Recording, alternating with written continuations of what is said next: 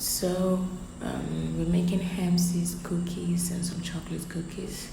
So we have oats and flour, coconut flour, and we have the ham seeds, flax seeds, chocolate, and then almond flour. Okay, and I'm going to make some 5 medium bananas with some cinnamon. So make them into patties after mixing them. Yeah, so you can see the ham seeds one, and then the chocolate is a chocolate one from pure cacao powder. So that's it. Make it very, thick.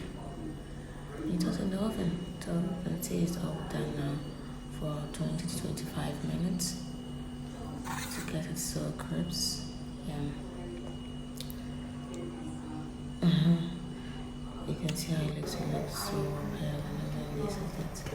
It is so dry. And this is better than processed biscuit. You can eat it anytime.